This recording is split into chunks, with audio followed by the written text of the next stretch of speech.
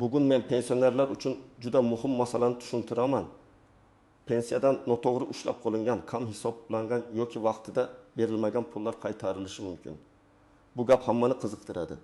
Chunki pensionerning har bir so'mi hisobli. Lekin men darhol ogohlantiraman, internetda hamma pensionerga pul qaytariladi. Falon summani olish uchun ariza yozing degan gaplarga ko'r-ko'rona ishonib bo'lmaydi. Bu ma'lumot juda muhim va değerli har bir oilaga tegishli. Chunki har birimizning uyimizda ota-ona, buvi, bobo yoki pensiya yoshiga yaqin inson bor. Videoni oxirigacha ko'ring.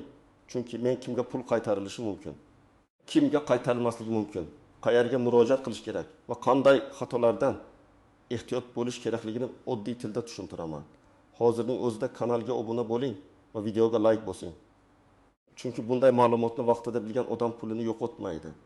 Avvallari ko'p pensionerlar pensiya puli qanday hisoblanganini chuqur tekshirib o'tirmasdi. Pensiya kartaga tushsa yoki pochtachi olib kelsa, odamlar davlat hisoblab berdi, demak to'g'ri deb qabul qilardi. Lekin amaliyotda men ko'p ko'rganman. Ish staji to'liq kiritilmagan bo'ladi. Eski ish joyidan ma'lumotnoma noto'g'ri berilgan bo'ladi. Imtiyozli davr hisobga olinmagan bo'ladi. Pensiyaga qo'shimcha ustama belgilanmagan bo'ladi. Yoki qarzdorlik sabab puldan ushlab qolish me'yoridan oshib ketgan bo'ladi. Hozir esa vaziyat o'zgargan. Davlat idoralari ma'lumotlarni elektron bazalar orqali solishtiryapti. Fuqarolar murojaat qilsa, qayta hisob-kitob qilish imkoniyati bor. Ayrim hollarda ortiqcha ushlab qolingan yoki kam to'langan summalar aniqlansa, pensionerga qaytarib berilishi mumkin. Bu degani hamma odam avtomatik katta pul oladi degani emas. Asosiy masala shuki, agar pensiya hisobida xato bo'lgan bo'lsa, agar hujjat keyin topilgan bo'lsa, agar to'lov qonuniy asosdan kam berilgan bo'lsa, agar ushlab qolish noto'g'ri amalga oshirilgan bo'lsa, mana shunda qaytarish masalasi ko'tariladi. Men buni juda aniq aytaman. Pensioner pul qaytarib olishi uchun sabab bo'lish kerak. Faqat men ham eshitdim. Hammaga pul berar ekan deb bo'rish yetarli emas. Sizda hujjat, dalil, hisob-kitobdagi farq yoki qonuniy asos bo'lishi kerak. Shuning uchun bugun men masalani shov-shuv emas, amaliy nuqtai nazardan tushuntiraman. Birinchi eng muhim holat pensiya kam hisoblangan bo'lishi mumkin.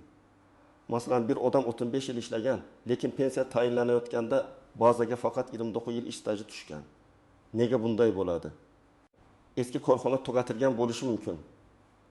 Arxiv ma'lumotnomasi vaqtida olinmagan bo'lishi mumkin. Mehnat daftarchasida murxira tushgan bo'lishi mumkin. Familiya o'zgargan bo'lishi mumkin yoki ishga kirgan va ishdan bo'shagan sanalarda xatolik bo'lishi mumkin. Natijada pensioner har oy, masalan, 20 ming so'm kam olib kelgan bo'lishi mumkin. Agar bu 10 oy davom etsa, 1 milyon 200 ming so'm farq chiqadi. Agar 2 yil davom etsa, farq 2 milyon 800 ming so'mga yetishi mumkin. Albatta, aniq summa har bir fuqaroning ish haqi, staji, pensiya turi va qonuniy me'yorlariga bog'liq. Ikkinchi holat qo'shimcha ustamalar bilan bog'liq. Ayrim pensionerlar nogironlik, bo'g'uvchisini yo'qotganlik, urush qatnashchisi maqomi, alohida xizmatlari, qaramog'ida mehnatga layoqatsiz shaxs borligi yoki boshqa asoslar bo'yicha qo'shimcha to'lov olish huquqiga ega bo'lishi mumkin. Lekin hujjat topshirilmagan bo'lsa yoki tizimda aks etmagan bo'lsa, ustama belgilanmay qoladi. Masalan, pensionerning qaramog'ida nogiron farzandi bor. Lekin bu holat pensiya organiga rasmiy tasdiqlanmagan. U odam har oy qo'shimcha pul olishi kerak bo'lgan, ammo olmay yurgan. Hujjat to'g'ri topshirilgandan keyin to'lov kelgusiga tuzatiladi. Ayrim holatlarda o'tgan davr uchun ham qayta hisoblash masalasi ko'rib chiqiladi. Uchinchi holat pensiyadan ushlab qolishlar masalasidir. Ba'zi pensionerlar kredit, aliment, kommunal, qarz, sud qarori, ortiqcha to'langan pensiyani qaytarish yoki boshqa majburiyatlar sabab pensiyasidan ma'lum miqdorda ushlab qolinishini ko'radi. Bu yerda muhim savol bor. Qancha ushlab qolinyapti va bunga asos bormi? Pensioner kartaga qarasa, masalan, 1 milyon 200 ming so'm pensiya chiqish kerak, lekin 1 milyon 200 ming so'm tushgan. Farq 600 ming so'm. U odam davlat ushlab qoldi deb o'ylaydi. Aslida esa bankdagi kredit bo'yicha avtomatik yechim, ijro hujjati, sud qarori yoki eski ortiqcha to'lov bo'lishi mumkin. Agar ushlab qolish qonuniy chegaradan oshgan bo'lsa yoki asos hujjati bo'lmasa, bu masalani tekshirtirish kerak. To'rtinchi holat pensiya kechikib tayinlangan yoki kechikib to'langan vaziyat. Masalan, fuqaro pensiya yoshiga yetgan, hujjatlarni topshirgan, lekin ma'lumotlar tekshiruv cho'zilgan. Pensiya 3 oy keyin tayinlangan. Bunday paytda pensioner 3 oy pulim kuyib ketdimi deb xavotir qiladi. Agar murojaat o'z vaqtida bo'lgan bo'lsa va hujjatlar qonuniy tartibda qabul qilingan bo'lsa, o'tgan davr uchun to'lov masalasi ko'riladi. Lekin fuqaro pensiya yoshiga yetib, 1 yil umuman murojaat qilmagan bo'lsa, bu alohida holat. Shuning uchun sanalar juda muhim. Qachon yoshga yetdingiz, qachon ariza berdingiz, ariza qabul qilingani haqida tasdiq bormi? Qachon tayinlandi? Men birinchi navbatda ish staji ko'p, lekin pensiyasi juda past chiqayotgan pensionerlarga e'tibor berishni maslahat beraman. Masalan, odam 2-4 yil rasmiy ishlagan, maosh ham yomon bo'lmagan. Lekin pensiyasi atrofdagilarnikidan sezilarli past. Bu avtomatik xato degani emas, lekin tekshirishga asos bor. Ayniqsa eski zavod, kolxoz, sovxoz, qurilish tashkiloti, tuman korxonalari, maktab, shifoxona, paxta punktlari, transport yoki mavsumiy ishlarda ishlaganlar arxiv ma'lumotlarida muammoga duch kelishi mumkin. Ikkinchi guruh o'z vaqtida barcha hujjatlarni bera olmaganlar. Masalan, pensiyaga chiqayotganda eski ish joyidan ma'lumotnoma topilmagan, keyin arxivdan topilgan yoki mehnat daftarchasida bir davr yozilgan, lekin ish haqi bo'yicha ma'lumot bo'lmagan. Keyin bu ma'lumot tiklangan. Bunday vaziyatda qayta hisoblash so'rash mumkin. Uchinchi guruh pensiyasidan muntazam pul ushlab qo'linayotganini ko'rayotganlar. Ayniqsa karta orqali pensiya oladigan odamlar har oy tushum tarixini tekshirsin. Agar pensiya miqdori bilan karta tushumi orasida farq bo'lsa, bu farq nima sababdan paydo bo'lganini aniqlash kerak. Men ko'p vaziyatda odamlar bank kreditini, mobil ilova orqali olingan qarzni yoki ijro hujjatini unutib qo'yganini ko'rganman. Lekin aksincha holatlar ham bor. Qarz allaqachon yopilgan, lekin ushlab qolish davom etayotgan bo'lishi mumkin. 4-guruh nogironligi qaramog'ida nogiron farzandi, vafot etgan boquvchisi, alohida maqomi yoki imtiyozli ish sharoiti bo'lgan pensionerlar. Masalan, inson zararli ishlab chiqarishda ishlagan bo'lishi, ko'p farzandli ona sifatida imtiyozga ega bo'lishi, ayrim tibbiy yoki ijtimoiy holatlari sabab qo'shimcha to'lovga haqli bo'lishi mumkin. Lekin bu huquq faqat men shundayman degan gap bilan emas, hujjat bilan tasdiqlanadi. Agar sizning pensiyangiz qonuniy hisoblangan, barcha stajlaringiz kiritilgan, ustamalar belgilanmagan bo'lishi uchun asos yo'q. Ushlab qolishlar mavjud emas va har oy bir xil tartibda to'lov olayotgan bo'lsangiz, hamma pul olarkan deb xavotirga tushmang. Internetdagi xabarlarning hammasi ham sizga tegishli bo'lmasligi mumkin. Masalan, bir odam qo'shnisidan menga 3 million so'm qaytarishi degan gapni eshitadi. Lekin qo'shnisining holati boshqacha bo'lgan. Uning 5 yillik ish staji arxidan topilgan yoki nogironlik ustamasi kechikib belgilangan. Sizda esa bunday asos yo'q bo'lishi mumkin. Shuning uchun har bir ish alohida tekshiriladi. Yana bir misol, bir pensioner bankdan kredit olgan, pensiyasi kartaga tushishi bilan bank qarzni yechib oladi. Odam buni pensiyamdan noqonuniy ushlab qolishdi deb o'ylaydi. Lekin kredit shartnomasida avtomatik yechish bo'yicha rozilik bo'lgan bo'lishi mumkin. Bu holda masala pensiya organida emas, bank va shartnoma shartlarida bo'ladi. Shuning uchun muammoning manbasini to'g'ri ajratish kerak. Birinchi misol, opa 1990 yildan 2022 yilgacha maktabda ishlagan. Pensiyaga chiqqanda unga 20 taksil staj hisoblangan. Keyin ma'lum bo'ldiki, 1990-1994 yillar oralig'idagi ish davri arxiv ma'lumotnomasida noto'g'ri ko'rsatilgan. Opa arxivdan yangi ma'lumotnoma oldi. Maktab buyrug'i nusxasi topildi. Mehnat daftarchasidagi yozuv bilan solishtirildi. Natijada staj 32 yilga tuzatildi. Agar har oy 1,10 ming so'm farq chiqqan bo'lsa, 1 yil uchun 2 million 1,10 ming so'm farq bo'lishi mumkin. Bu raqam shartli misol, lekin mexanizm shunday ishlaydi. Hujjat tuzatilsa, hisob kitob ham qayta ko'riladi. Ikkinchi misol, aka pensiyasidan har oy 5 ming so'm ushlab qolinishini sezdi. U ijro byurosiga bordi. Ma'lum bo'ldiki, eski qarz bo'yicha ijro hujjati bor. Lekin qarzning asosiy qismi allaqachon to'langan, bazada yangilanmagan. U bank to'lov kvitansiyalarini, ijro ishining raqamini va qarz yopilgani haqidagi hujjatlarni yig'di. Tekshiruvdan keyin ortiqcha ushlangan pulni qaytarish masalasi ko'rildi. Bu yerda asosiy sabab og'zaki gap yetmaydi. Har bir to'lovni tasdiqlovchi hujjat kerak. Uchinchi misol. Pensiyani onaxonning eri vafot etgan. Lekin u bo'g'uvchisini yo'qotganlik bo'yicha qanday huquqlari borligini bilmagan. Bir necha oy o'tgach, farzandlari maslahat olib, tegishli hujjatlarni tayyorlagan. Bunday holatda qaysi pensiya turi foydaliroq ekanini hisoblatish muhim. O'zining yoshga doir pensiyasini yoki boquvchisini yo'qotganlik bo'yicha to'lovmi? har doim ham almashtirish foydali bo'lavermaydi. Ba'zida mavjud pensiya yuqoriroq bo'ladi. Shuning uchun men har doim avval hisoblatib ko'ring, keyin qaror qiling deyman. 4-misol. Fuqaro pensiyaga chiqishda 2000-2005 yillardagi ish haqi ma'lumotlarini topshirmagan.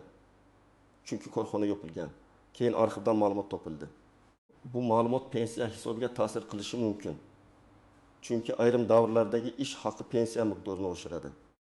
Agar bu davrda maosh yuqori bo'lgan bo'lsa, qayta hisoblash pensioner foydasiga bo'lishi ehtimoli bor. Agar maosh past bo'lgan bo'lsa, natija unchalik o'zgarmasligi ham mumkin. Eng katta nozik jihat shuki, pul qaytarilishi uchun xato yoki kechikish kimning aybi bilan yuzaga kelgani muhim bo'lishi mumkin. Agar organ xato qilgan bo'lsa, hujjat noto'g'ri qayta ishlangan bo'lsa yoki qonuniy to'lov belgilanmay qolgan bo'lsa, pensionerning foydasiga qayta hisoblash talabi kuchliroq bo'ladi. Agar fuqaro hujjatni yillar davomida topshirmagan bo'lsa, o'tgan davr bo'yicha masala boshqacha baholanishi mumkin. Men buni shuning uchun aytyapmanki, odamlar hozir hujjat topshirsam, 10 yil oldingi pulimni ham olaman deb o'ylamasin. Har bir muddatning o'z tartibi bor.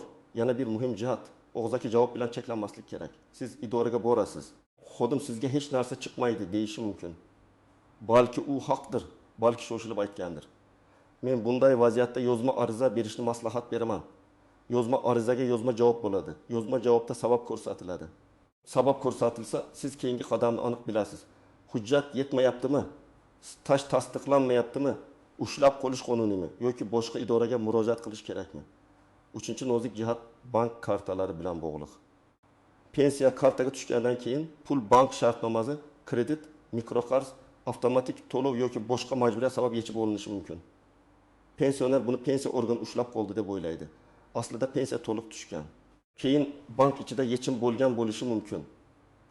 Buni aniqlash uchun karta bo'yicha ko'chirma olish kerak. Ko'chirmada pul qachon tushgani, qachon yechilgani va kim tomonidan yechilgani ko'rinadi. 4-nozik jihat firibgarlardan ehtiyot bo'lish. Hozir pensionerlarga pul qaytariladi. Ariza berib beramiz. Karta raqamingizni yuboring, SMS kodni ayting deydiganlar ko'paygan. Men ekspert sifatida qat'iy aytaman. Hech kimga SMS kod bermang. Bank kartangizning to'liq ma'lumotlarini yubormang. Pasport nusxasini notanish odamlarga bermang. Oldindan pul to'lamang. Davlat to'lov yoki pensiya qayta hisob kitobi uchun rasmiy idoraga murojaat qilinadi. Telegramdagi noma'lum odamga emas. 5-nozik jihat hujjatdagi familiya, ism, otasining ismi va sana farqlari. Masalan, mehnat daftarchasida Karimova, pasportda Karimova yozilgan bo'lishi mumkin. Yoki tug'ilgan sana bir hujjatda 12 may, boshqasida 20 may bo'lishi mumkin. Bunday mayda ko'ringan xatolar stajni tasdiqlashda muammo qiladi. Shu sababli hujjatlarni yig'ishda har bir harf va sanani tekshirish kerak. Endi men nima qilish kerakligini aniq aytaman. Birinchi qadam, pensiyangiz miqdorini va tushayotgan pulni solishtiring. Agar siz pensiya tayinlanganligi haqida ma'lumotda bir summa ko'rsangiz, kartaga esa kamroq tushayotgan bo'lsa, farq sababini aniqlang. Bank ilovasidan yoki bank filialidan karta ko'chirmasini oling. Unda pensiya tushumi va keyingi yechimlar ko'rinadi. Ikkinchi qadam, pensiya hisobingizga kiritilgan ish stajini tekshiring. Buning uchun pensiya jamg'armasi bo'limiga yoki tegishli rasmiy xizmatlarga murojaat qilib, pensiya tayinlashda qaysi davrlar hisobga olinganini so'rang. Men odamlarga umumiy stajim 35 yil deb aytish bilan cheklanmaslikni maslahat beraman. Aniq yillarni yozib chiqing. Qaysi korxonada, qaysi sanadan, qaysi sanagacha ishlagansiz. Keyin shu ro'yxatni pensiya hisobidagi davrlar bilan solishtiring. 3-qadam, hujjatlarni yig'ing. Sizga pasport yoki ID karta, pensiya guvohnomasi, mehnat daftarchasi, arxiv ma'lumotnomalari, ish haqi haqida ma'lumotnomalar, buyruq nusxalari, nogironlik bo'yicha hujjatlar, vafot etgan boquvchi bo'yicha guvohnoma, nikoh guvohnomasi, bolalar tug'ilganligi haqidagi guvohnomalar, sud yoki ijro hujjatlari, bank ko'chirmalari kerak bo'lishi mumkin. Hamma hujjat ham har bir odamga kerak emas. Sizning holatingizga qaysi biri tegishli bo'lsa, shuni tayyorlaysiz. 4-qadam, yozma ariza bering. Arizada oddiy va aniq yozing. Mening pensiyamni qayta hisoblab berishingizni so'rayman. Chunki falon davrdagi ish stajim hisobga olinmagan deb hisoblayman. Yoki pensiyamdan ushlab qolingan summalarning qonuniy asosini tushuntirib berishingizni va ortiqcha ushlangan bo'lsa qaytarishingizni so'rayman. Arizada telefon raqamingizni, manzilingizni, pensiya oluvchi sifatidagi ma'lumotlaringizni yozing. Hujjatlar nusxasini ilova qiling. Ariza qabul qilinganini tasdiqlovchi qayd yoki raqamni albatta oling. 5-qadam. Javobni kuting va javobni tahlil qiling. Agar javobda asos yo'q deyilgan bo'lsa, nega asos yo'qligini o'qing. Ba'zan hujjat yetmaydi. Ba'zan davr qonun bo'yicha stajga kirmaydi. Ba'zan boshqa idoradan ma'lumot kerak bo'ladi.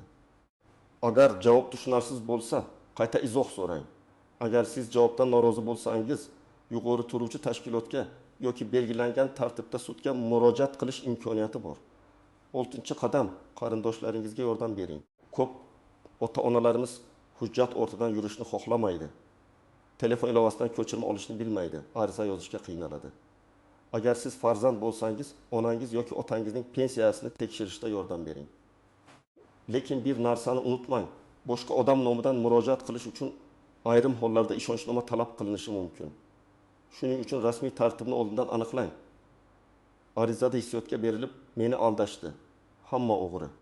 Darhol pulimni beringlar deb yozish foyda bermaydi. Ariza hujjatli, aniq va xotirjam bo'lishi kerak. Masalan, 1992 yil 1000 sentabrdan 2004 yil iyungacha falon tashkilotda ishlaganman. Ushbu davr pensiya hisobimga kiritilmagan bo'lishi mumkin. Ilovada arxiv ma'lumotnomasi bor deb yozsangiz, bu kuchliroq. Chunki xodim aynan nimani tekshirish kerakligini biladi. Shuningdek, ijtimoiy tarmoqlardagi tayyor arizalarni ko'rona ko'chirmang. Har bir pensionerning holati boshqa. Bir odamning arizasi nogironlik ustamasi haqida bo'ladi. Ikkinchisiniki ish staj haqida, uchinchisiniki ushlab qolish haqida. Noto'g'ri ariza topshirsangiz vaqt yo'qotasiz. Eng yaxshi yo'l o'z holatingizni aniq yozish. Yana bir muhim maslahat, barcha hujjatlarning nusxasini saqlang. Ariza topshirdingizmi? Nusxasi qolishi kerak. Javob oldingizmi? Saqlang. Bank ko'chirmasi oldingizmi? Saqlang. Arxiv ma'lumotnomasi oldingizmi? Asl nusxasini ehtiyot qiling. Chunki keyin qayta murojaat qilganda aynan shu hujjatlar kerak bo'ladi. Demak, pensionerlarga pul qaytarilishi mumkin. Lekin bu hamma uchun avtomatik beriladigan umumiy to'lov emas. Pul asosan pensiya noto'g'ri hisoblangan, ish staji yoki ustama hisobga olinmagan, to'lov kechiktirilgan. Pensiyadan ortiqcha yoki asossiz ushlab qolingan holatlarda qaytarilishi mumkin. Eng muhimi, vahimaga tushmasdan, internetdagi shov-shuvga ishonib qolmasdan o'z hujjatingizni tekshiring.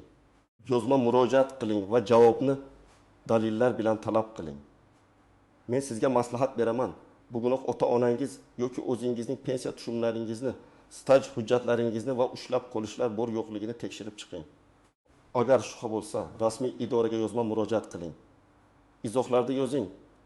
Sizda pensiyadan ushlab qolish, kam hisoblash yoki qayta hisoblash bo'yicha muammo bo'lganmi? Tajribangiz boshqalarga ham yordam beradi. Videoga like bosing. Kanalga obuna bo'ling va bu videoni pensioner yaqinlaringizga yuboring. Chunki vaqtida tekshirgan hujjat ba'zan odamga o'z haqqini qaytarib beradi.